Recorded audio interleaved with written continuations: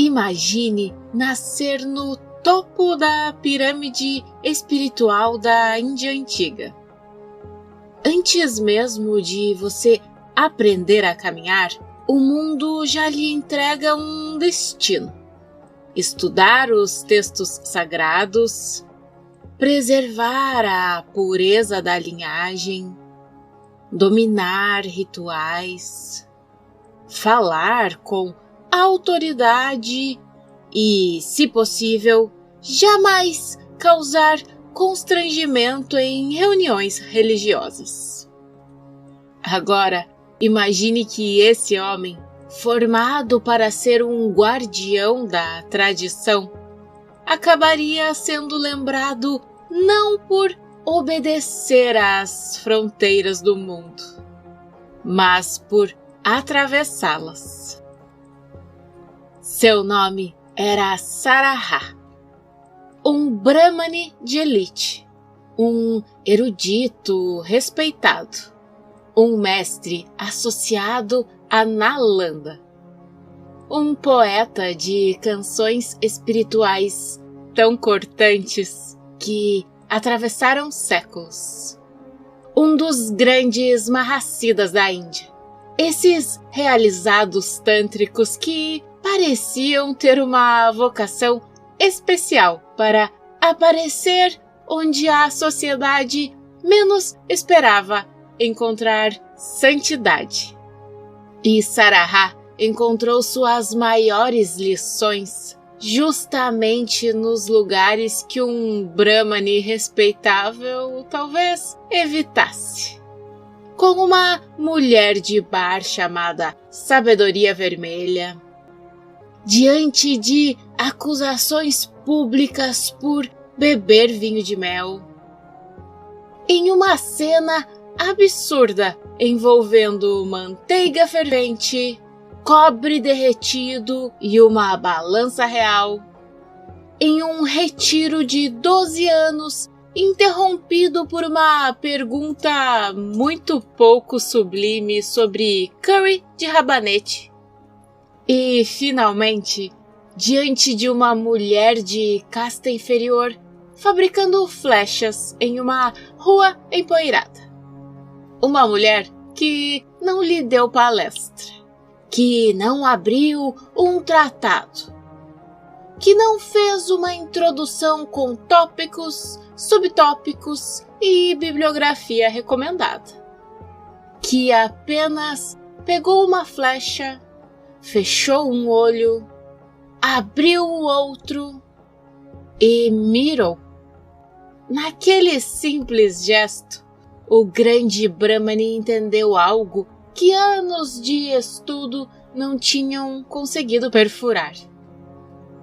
Então fique comigo, porque o Mentes Despertas de hoje vai contar a história de Saraha, o Mahasiddha da flecha, o poeta dos Dohas, uma das grandes raízes do Mahamudra e um mestre que nos lembra que a sabedoria verdadeira não pede crachá social, não respeita a vaidade espiritual e, quando mira direto, atravessa até o orgulho mais bem vestido.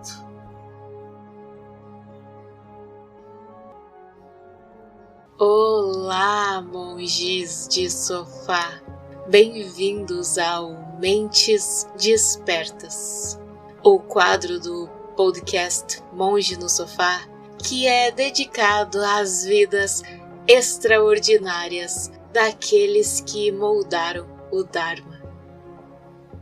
Aqui abrimos as portas para as histórias reais e às vezes quase impossíveis dos mestres que mantiveram a chama da sabedoria acesa através dos séculos. São vidas que atravessam continentes, filosofias, provações e renascimentos.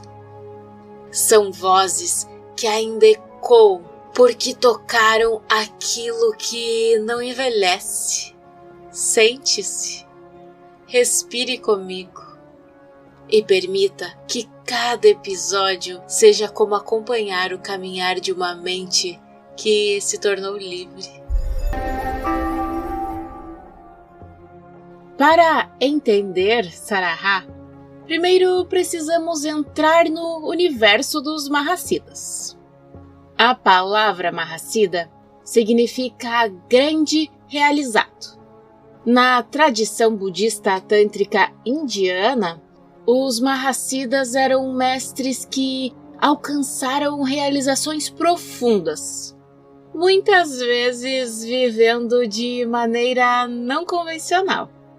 Eles aparecem nas agiografias como reis, monges, poetas, artesãos, mendigos, mulheres, iogues errantes, fabricantes de flechas, tecelões, sapateiros, caçadores e personagens que, à primeira vista, talvez jamais fossem convidados para presidir uma cerimônia elegante.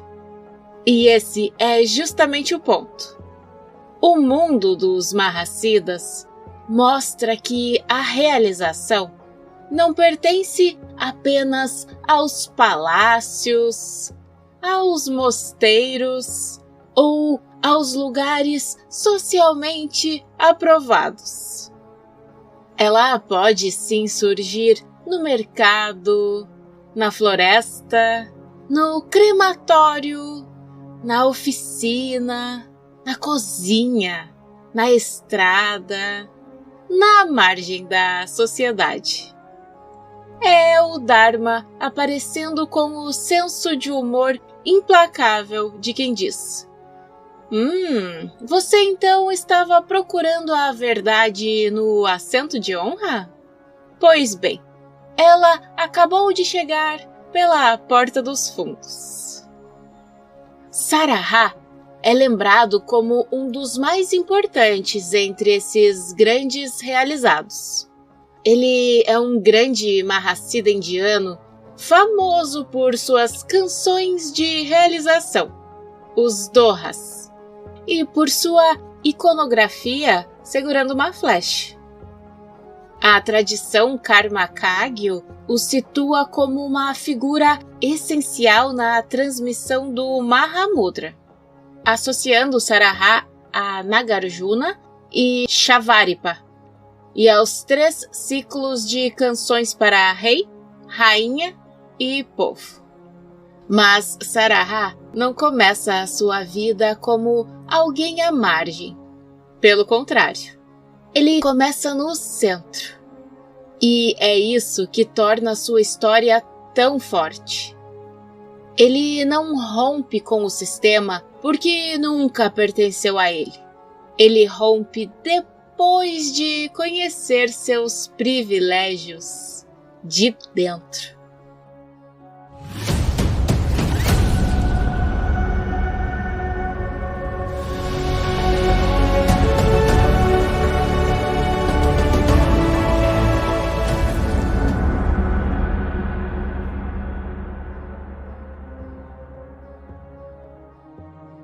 As fontes sobre Sarahá não nos entregam uma certidão de nascimento moderna, sabe? Nós não temos uma data exata, um endereço preciso, uma árvore genealógica com carimbo oficial e assinatura em 3 vias. O que temos é algo diferente, um retrato espiritual preservado pela memória budista. Porque não há certeza sobre o tempo e o lugar exatos de Sarahá, embora ele seja frequentemente situado no século VIII. Há algumas narrativas que trazem variações importantes. Em uma delas, Sarahá nasce no leste da Índia, possivelmente na região hoje associada a Orissa. E ele até é descrito como filho de uma Dakini. mas há um eixo comum em todas as variações. Saraha é lembrado como o grande Brahman. E isso significa que sua origem era elevada. Ele nasceu em um mundo onde a palavra pureza não era apenas uma qualidade moral. Era uma arquitetura social inteira. Ser Brahmane na Índia Antiga era nascer dentro de uma rede de rituais, deveres, estudos, restrições, prestígio e expectativas. O corpo tinha regras. A fala tinha regras. A comida tinha regras. O convívio tinha regras. Até a sombra social parecia ter regulamento próprio. E Saraha cresceu nesse ambiente. Podemos imaginá-lo cercado por recitações védicas, cerimônias, discussões sobre gramática, astronomia, astrologia, sacrifício, filosofia e conduta. Desde cedo, ele teria sido preparado para ocupar um lugar de autoridade espiritual. Se havia alguém destinado a entrar pela porta principal da religião, esse alguém era Saraha. E ele não era um improvisador espiritual, não era um rebelde sem formação. Ele era um homem educado no coração da respeitabilidade religiosa. E isso é decisivo, porque Saraha não descobre a liberdade por falta de conhecimento intelectual. Ele vai descobrir a liberdade ao perceber que conhecimento, quando vira identidade, também pode ser uma prisão. Ele conhecia o mapa, mas ainda faltava atravessar o território.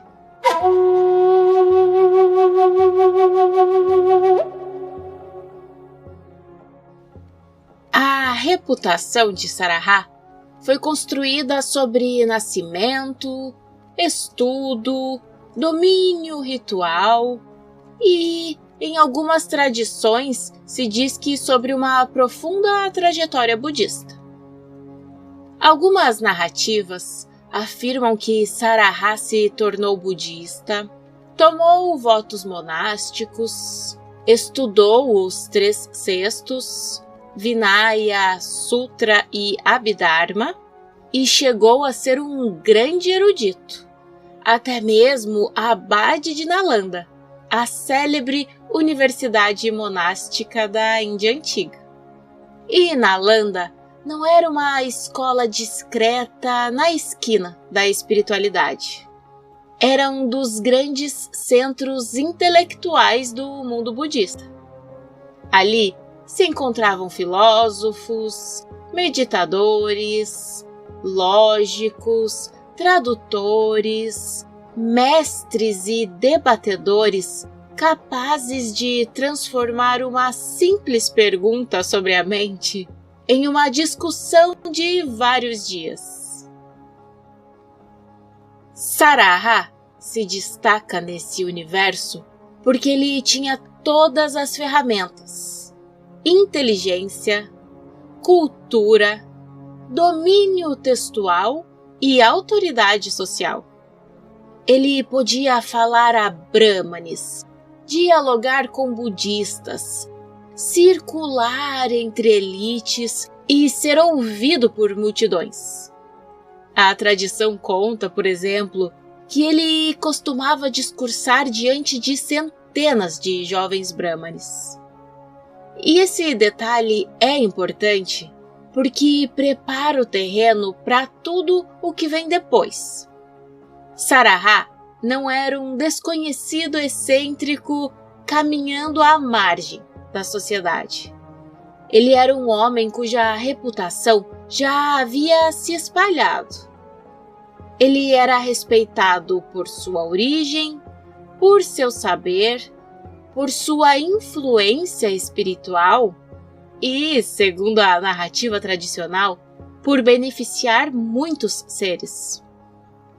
Por isso, qualquer gesto seu tinha peso público. Se um homem comum rompesse uma regra, talvez virasse apenas fofoca de mercado. Mas quando um grande Brahmane, mestre de muitos discípulos, começava a atravessar os limites da pureza convencional, a notícia não ficava quieta. Ela ganhava pernas, voz, indignação e, como quase sempre acontece quando a religião se sente ameaçada, alguma vocação para tribunal. A transformação de Saraha é uma espécie de escândalo de um homem exemplar que começa a mostrar que o exemplo talvez estivesse preso demais à aparência. E nada ameaça mais uma estrutura rígida do que alguém respeitado dentro dela, descobrindo uma liberdade que a estrutura não controla. Saraha era esse homem, o Brahmane que sabia demais para continuar fingindo que saber bastava.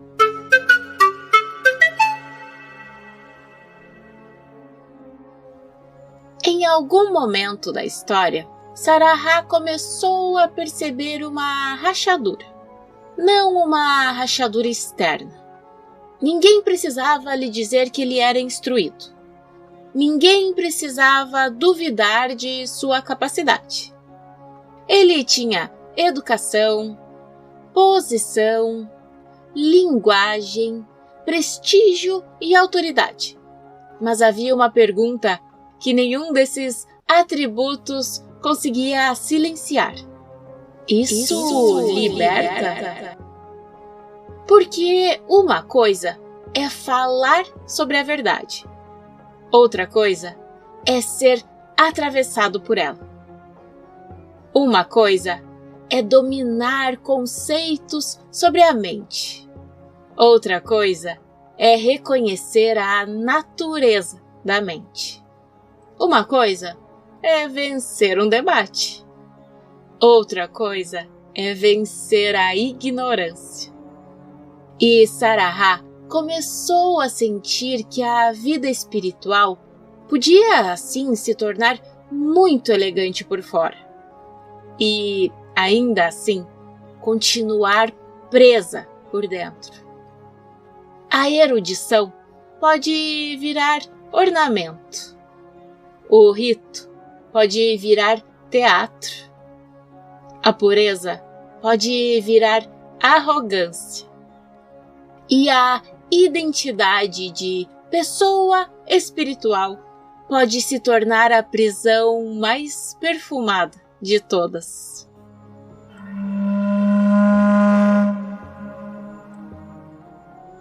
Saraha estava pronto para a primeira ruptura. E, como costuma acontecer nas histórias dos Mahasiddhas, ela não veio pela porta que as convenções religiosas da época costumavam reconhecer como autorizada. Veio por uma presença que aquele mundo, preso a hierarquias de gênero, casta e pureza ritual, dificilmente saberia honrar. Veio como uma mulher, e não qualquer mulher. Uma mulher de bar. Pois é, uma das histórias mais provocativas sobre Saraha conta que, depois de discursar diante de cerca de 500 jovens brahmanes, ele recebeu a visita de uma figura inesperada. Ela não apareceu como monja, rainha ou filósofa. Não veio acompanhada de um séquito. Não apresentou credenciais. E não trouxe uma carta de recomendação espiritual. Ela apareceu como essa figura, uma mulher de bar. Nas fontes em inglês, ela é chamada de Red Wisdom, em tibetano, Dorje Naljorma, ou Sabedoria Vermelha. E conta-se que ela oferece a Saraha uma bebida forte, compreendida na narrativa como o símbolo do néctar da mais alta sabedoria. Para o mundo bramânico, aquilo era um curto-circuito. Álcool, mulher, ambiente impuro, ruptura de convenções. Era como se todos os alarmes da pureza ritual tocassem ao mesmo tempo, cada um em um tom diferente, formando uma sinfonia do pânico religioso. Mas Saraha, ele bebe. E a história diz que ele não se embriaga. Pelo contrário, ele entra em estados meditativos profundos e experimenta grande alegria. E calma lá, que é preciso ter muito cuidado aqui. A cena não está dizendo que álcool é caminho espiritual. Isso seria transformar uma metáfora tântrica em propaganda de bar. E Saraha provavelmente não aprovaria essa leitura, ainda que possivelmente esboçaria um leve sorriso irônico. O ponto aqui é outro. A sabedoria vermelha aparece como espelho. Ela mostra a Saraha que a sabedoria pode surgir no lugar que o ego religioso despreza. Pode vir por uma mulher. Pode vir de fora da hierarquia. Pode vir disfarçada de impureza para revelar uma pureza mais profunda. A liberdade da mente diante das fabricações. Ela parece perguntar: você quer a verdade ou quer apenas uma verdade que proteja a sua reputação? Essa pergunta é o início da transformação.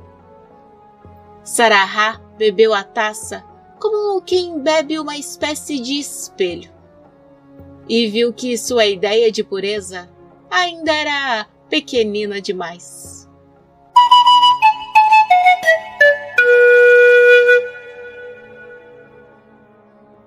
Naturalmente, os Brahmanes não ficaram satisfeitos com essa cena toda. E é justamente aí que a história deixa de ser apenas uma experiência interior e se torna um problema público.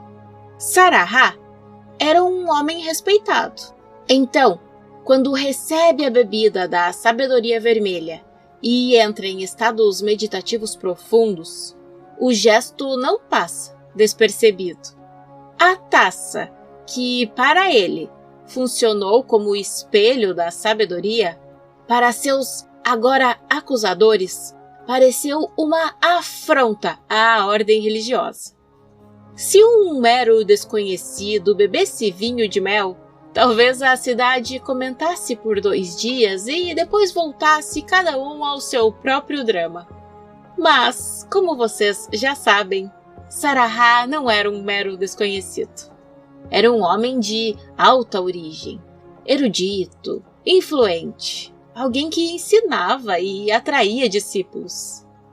E bem, quando uma figura assim atravessa os limites da pureza convencional, o problema deixa de ser apenas moral, vira ameaça institucional.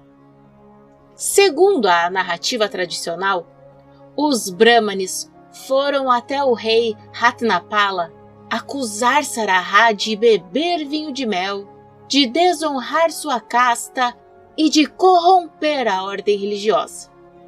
O rei, a princípio, teria hesitado, porque ele sabia que Sarahá não era qualquer um.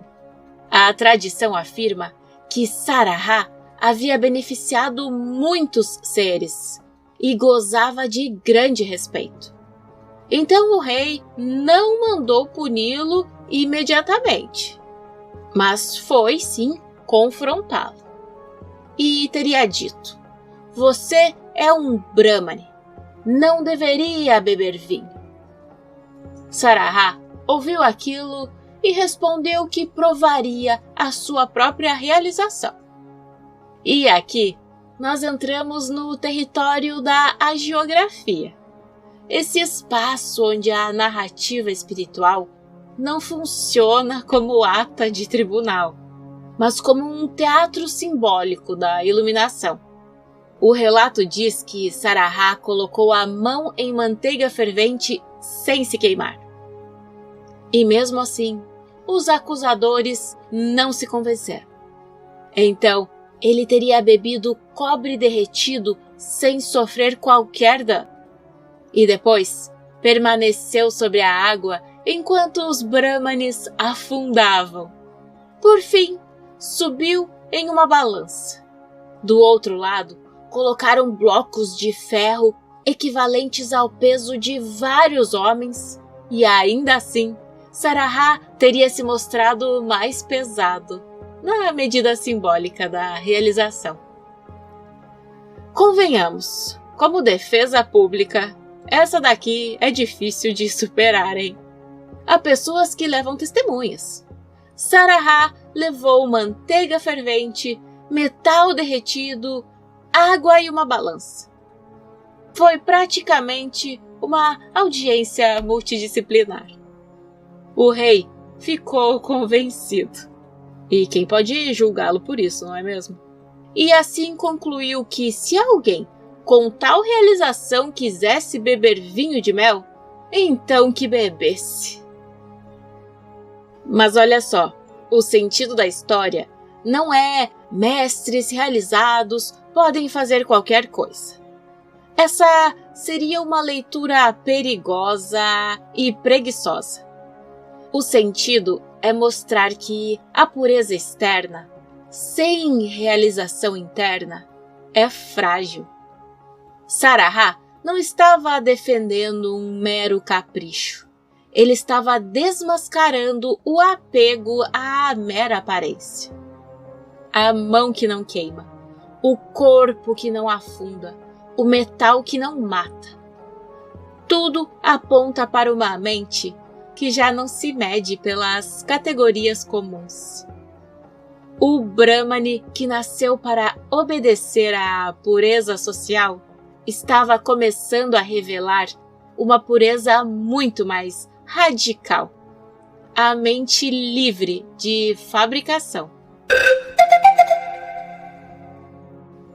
Aqui é importante reforçar algo essencial. Sarahá não se torna importante para o budismo apenas por protagonizar histórias curiosas. Ele se torna importante porque a sua vida e os seus ensinamentos entram no coração da transmissão tântrica indiana e tibetana. A tradição tibetana o associa a Nagarjuna. Sarahá seria um dos mestres de Nagarjuna e teria transmitido ensinamentos do Mahamudra tanto a Nagarjuna quanto a Shavarpa. E essas conexões não precisam ser tratadas como uma cronologia moderna perfeitamente simples. Em hagiografias, nomes, linhagens e presenças podem funcionar também como linguagem de transmissão. Mas o ponto aqui é claro. Sarahá é lembrado como uma fonte, não como uma nota de rodapé. Ele pertence a uma corrente que desembocaria em grandes mestres do Mahamudra. A linhagem associada a ele aparece ligada em diferentes formulações tradicionais a figuras como Maitripa, Tilopa, Naropa, Marpa, Milarepa e Gampopa. Ou seja, quando falamos de Saraha, estamos falando de uma raiz espiritual que alimenta uma árvore inteira. E isso torna a sua história ainda mais interessante. Porque o homem que se torna símbolo da experiência direta não é alguém que despreza a tradição. Ele se torna a parte essencial dela. Saraha não destrói a biblioteca. Ele impede que a biblioteca seja confundida com o despertar.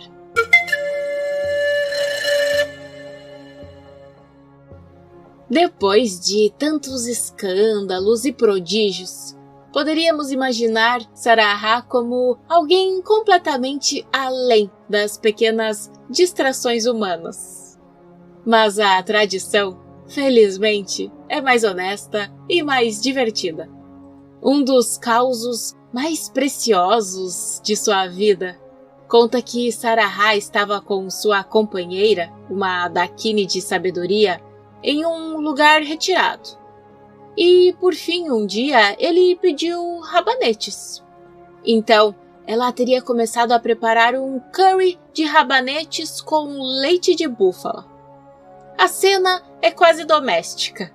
Um mestre, uma companheira, uma panela, legumes sendo cortados, leite fervendo. Tudo muito simples. Mas então Saraha teria entrado em meditação profunda e ficado assim por 12 anos. Sim, você me ouviu bem, são 12 anos. Tempo suficiente para reinos mudarem, gerações nascerem, discípulos envelhecerem e qualquer rabanete minimamente responsável deixar de existir. Mas aí, quando Saraha sai da meditação, a primeira coisa que ele pede é o curry. Olha, eu não julgo. Na verdade, super me identifico com Saraha, porque práticas me dão uma fome. Bem, se eu for bem honesta, eu sempre tô com fome. Mas enfim. A sua companheira então teria respondido: rabanetes?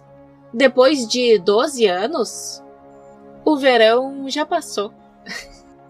Saraha, então, diz que eles talvez devessem ir para as montanhas em busca da realização suprema. E ela o teria cortado com uma clareza devastadora.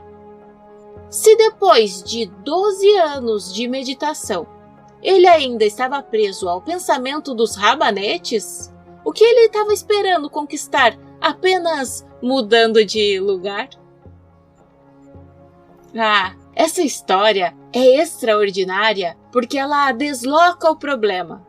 Saraha já havia rompido convenções externas, já havia enfrentado acusações, já havia demonstrado sua realização. E agora sua mente apontava para algo mais sutil. O apego que continua escondido na mente. Não era apego a palácio. Não era apego a título. Não era apego à casta. Era apego ao curry. E isso é muito humano. A lição aqui é profunda. O verdadeiro retiro não é geográfico. Você pode levar o corpo para a montanha e continuar carregando a feira inteira dentro da cabeça. Pode sentar em silêncio por anos e ainda manter intacta uma pequena exigência. Eu queria que as coisas fossem do meu jeito. Na narrativa, esse ensinamento ajuda a Saraha a remover véus conceituais finais. A mestra ali não lhe entrega uma doutrina complicada. Ela lhe entrega uma pergunta. A pergunta certa.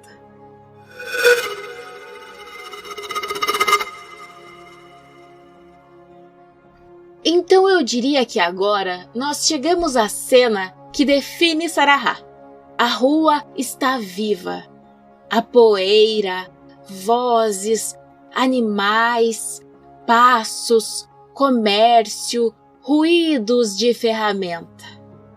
Sarahá, o grande Brahmane, o erudito, o homem de reputação, atravessa esse mundo ordinário e vê uma mulher fabricando flechas. Essa mulher é descrita como uma jovem de casta inferior. Em uma camada mais profunda da narrativa, ela revela-se como uma Dakini, uma mestre de símbolos. E ela não se distrai, não olha para a esquerda, não olha para a direita. Não parece impressionada com o fato de estar sendo observada por um homem famoso. A sua atenção é focada e inteira. Ela pega um tubo de bambu com 3 juntas. Endireita a haste, corta as extremidades, fixa a ponta, que está marcada por 4 cortes, e amarra tudo com uma corda. Na outra extremidade, prende 4 penas, deixando o espaço para a corda do arco. Então, ergue a flecha, fecha um olho, abre o outro e mira. Sarahá então pergunta se ela é uma fabricante de flechas. E claro, né? Você deve estar esperando que ela responda: óbvio, que mais eu poderia ser? Mas ela vem com essa. O estado de Buda pode ser compreendido por símbolos e ações, não por palavras e textos. Essa frase não é uma explicação. É um disparo. O bambu simboliza a natureza não nascida da mente. As 3 juntas apontam para os 3 estados de Buda. Endireitar a haste é tornar o caminho direto. Cortar a base é cortar a ignorância pela raiz.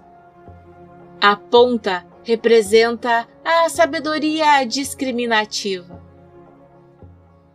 A corda expressa a inseparabilidade dos fenômenos.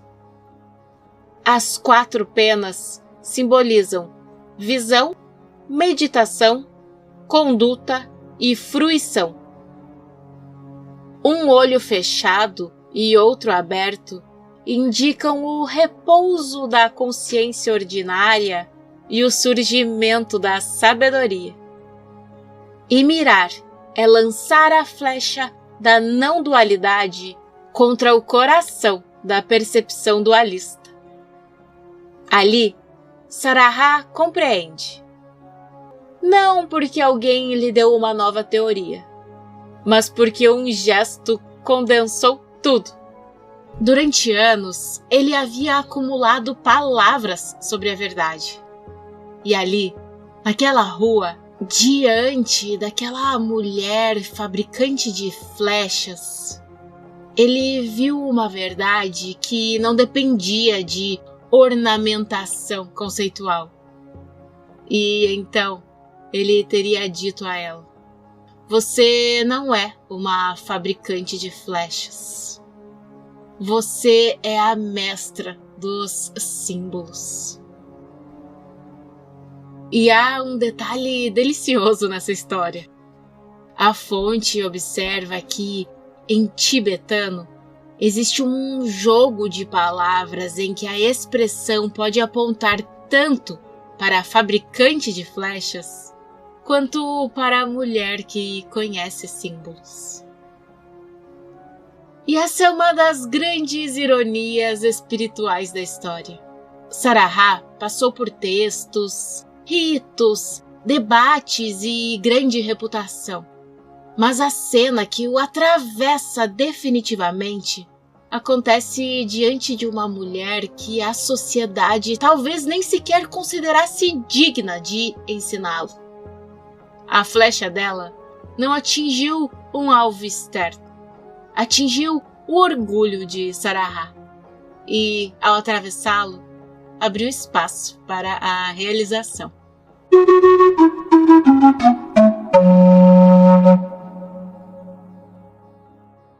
A tradição interpreta o nome Sarahá como aquele que disparou.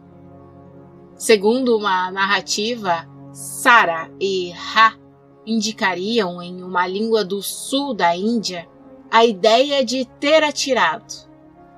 É por isso que Sarahá é lembrado como o mestre da flecha. Inclusive, na iconografia, ele aparece segurando uma flecha. E isso não é adereço decorativo. É uma biografia inteira em uma imagem. A flecha é direção, é precisão, é método, é corte. É a sabedoria que não se espalha em mil justificativas, mas mira diretamente. Sarahá não dispara contra pessoas, não dispara contra mulheres, brahmanes, monges, reis, instituições ou rituais. Sua flecha aponta para algo mais profundo, a dualidade, a tendência da mente de dividir, agarrar, rejeitar, nomear, endurecer e confundir. Ele não se torna livre porque despreza o mundo. Ele se torna livre porque aprende a ver através dele.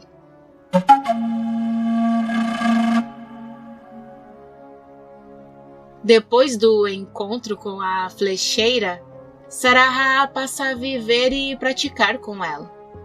Em algumas tradições, eles meditam juntos, praticam yogas de união do Vajrayana, frequentam locais de cremação, celebram festas tântricas e cantam canções Vajra, os Vajras Dohas. Para a sociedade, isso era um escândalo. Para a tradição, era a realização em movimento. Quando o rei Mahapala pede que Sarahá abandone aquele modo de vida, ele não responde com um tratado defensivo. Responde com canções. Canta para o rei, para a rainha e para o povo. Esses 3 ciclos, Dohas do rei, Dohas da rainha e Dohas do povo, são preservados na tradição tibetana como formas centrais de sua transmissão. A Wisdom Publications, ao apresentar Sarahás Spontaneous Songs, descreve os Dohas de Sarahá como expressões budistas do inexprimível e identifica o Doha Kosa, o tesouro das canções espontâneas, como a mais importante dessas coleções. E ela é conhecida no Tibete como Canções para o Povo. Isso revela algo belíssimo. Sarahá ensinava em camadas. Ao rei, fala ao poder. À rainha, fala à sensibilidade e à intimidade da sabedoria. Ao povo, fala diretamente à vida comum. Ele não guarda a realização como propriedade de uma elite. Ele canta e, ao cantar, transforma o ensinamento em algo que pode atravessar a rigidez dos salões e alcançar quem está fora deles. A canção, em Sarahá, não é enfeite literário, é método de transmissão.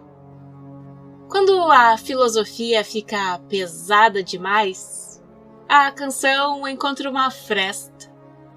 Quando o conceito endurece, o verso respira. Quando a mente tenta possuir a verdade, a poesia escapa.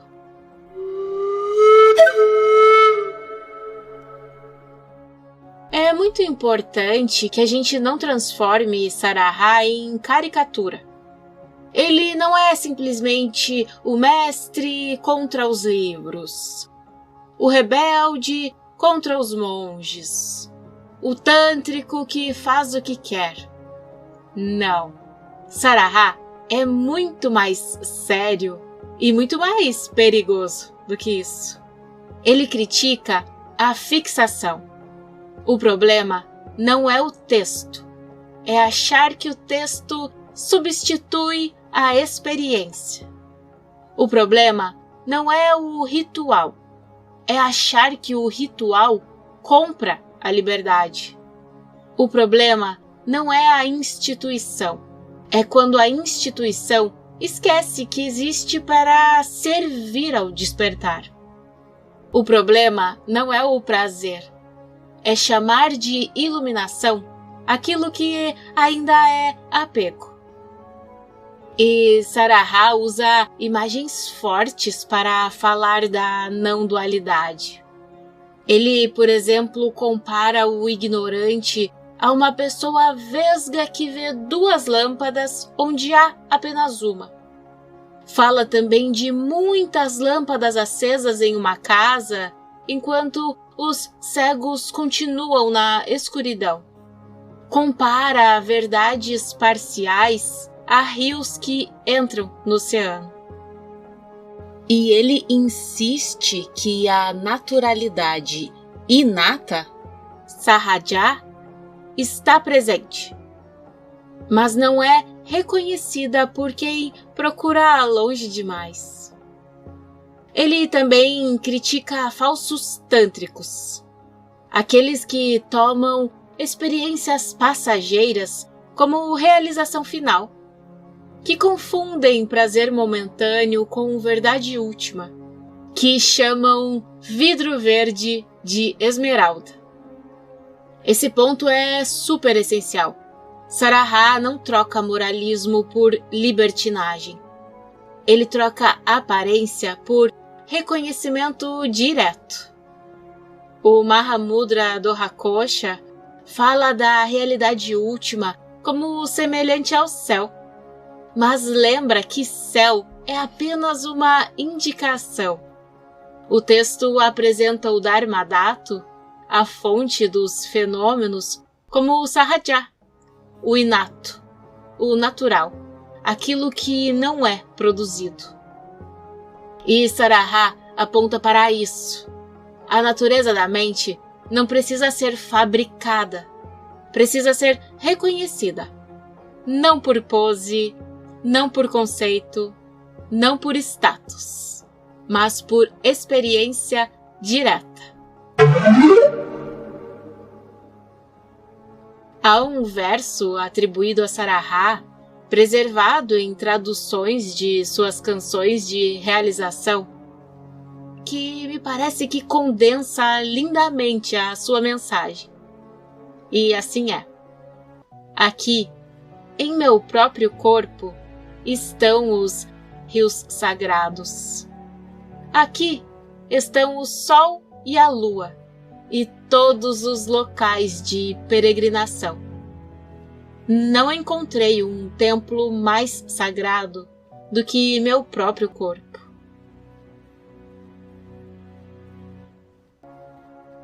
Esse verso não nega os lugares sagrados.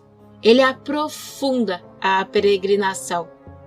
Saraha não quer dizer que templos, rios, montanhas e rituais não têm valor. Ele apenas traz a pergunta: de que adianta visitar todos os lugares sagrados se a mente que visita continua alienada de si mesma?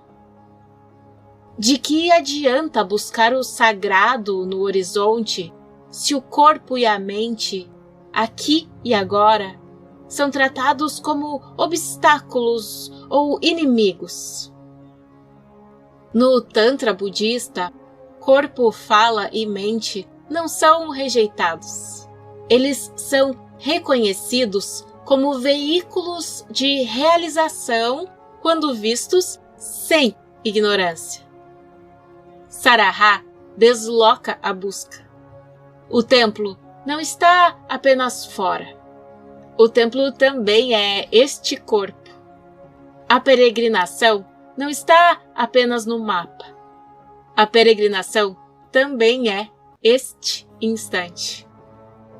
E talvez essa seja uma das razões pelas quais sua voz continua viva.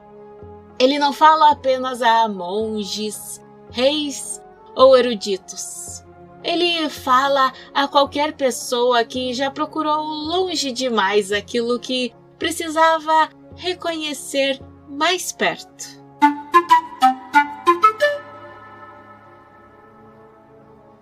A importância de Saraha para o budismo é imensa. Ele não é lembrado apenas como o personagem colorido de hagiografias. Ele é lembrado como uma das grandes fontes da linguagem de realização do Mahamudra, especialmente na forma poética dos Dohas. A tradição Karmakagyo o inclui entre os mestres fundamentais da transmissão e preserva sua relação com os ciclos do rei, da rainha e do povo. Seu legado atravessa a Índia e o Tibete. Em diferentes formulações tradicionais, como eu já contei para vocês, a corrente associada a Saraha passa por Shavarippa, Maitripa, Tilopa, Naropa, Marpa, Milarepa e Gampopa. Isso significa que, quando a tradição Kagyu fala da experiência direta da mente, há uma flecha antiga voando no fundo dessa história. E existe um causo perfeito para mostrar que Saraha não permaneceu apenas no passado. Marpa, o grande tradutor tibetano, teria sonhado com Saraha. E, na narrativa, duas dakinis o carregam pelo céu até o monte Shri Parvata, no sul da Índia. Ali, à sombra de figueiras, sentado sobre uma pele de antílope, usando ornamentos de ossos e acompanhado por duas mulheres nobres, estava o grande Brahmani Saraha. E assim, Marpa se prostra, e Saraha o abençoa no corpo, na fala e na mente. E a experiência foi tão intensa que Marpa concluiu, em essência, que mesmo se encontrasse os Budas dos 3 tempos, nada mais ele teria a perguntar. Essa cena é belíssima porque mostra Saraha como presença viva na imaginação espiritual da linhagem, não apenas como alguém que viveu, ensinou e desapareceu, mas como um mestre cuja realização continuou a aparecer em sonhos, canções, transmissões e práticas. Há mestres que deixam livros. Há mestres que deixam instituições. Saraha deixou algo mais difícil de guardar: uma direção.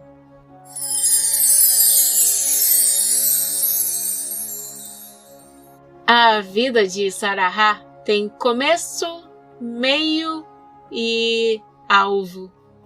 Ele começa no alto da sociedade bramânica, cercado de pureza, estudo e expectativa.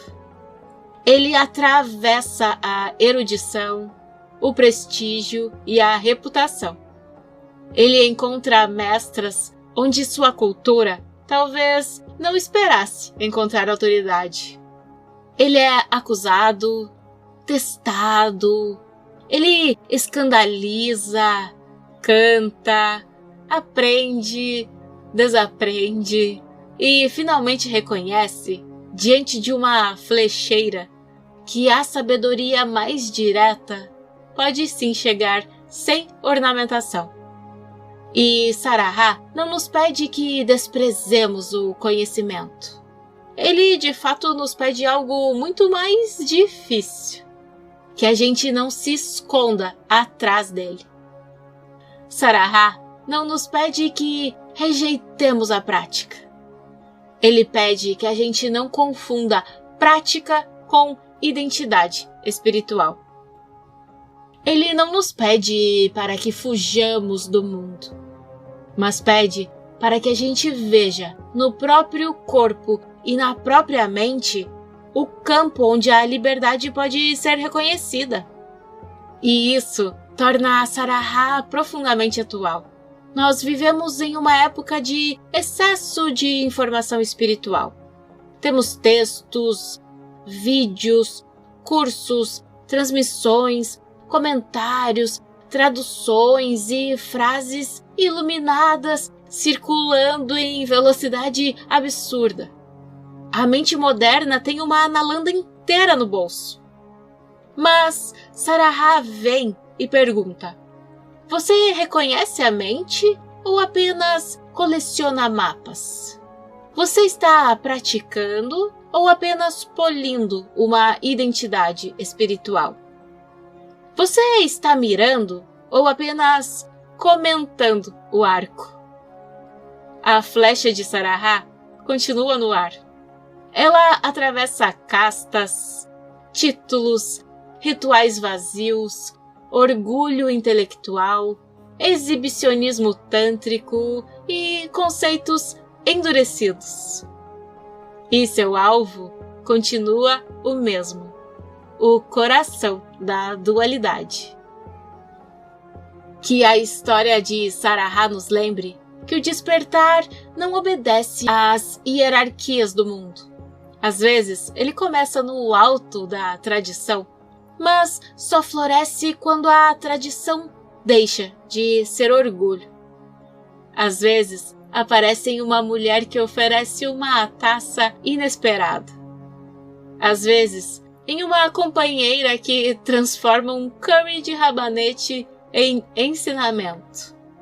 Às vezes, em uma flecheira de casta inferior que, sem abrir um livro, revela o coração dos símbolos. Saraha, o grande Brahmani, o Mahasiddha da flecha, nos ensina que a sabedoria verdadeira não é aquilo que nos torna superiores. É aquilo que atravessa a necessidade de superioridade. A flecha só cumpre sua função quando é solta.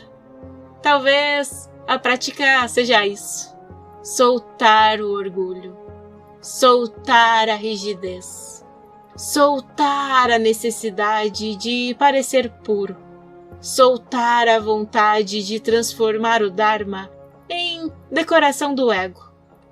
E então mirar, com um olho fechado para a confusão comum e outro aberto para a sabedoria.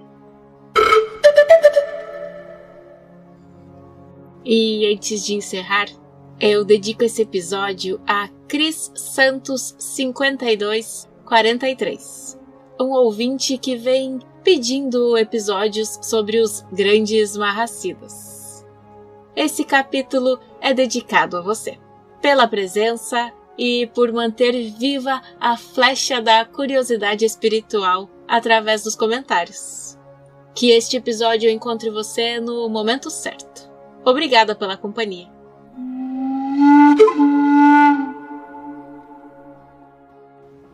Por hoje é só, queridos ouvintes.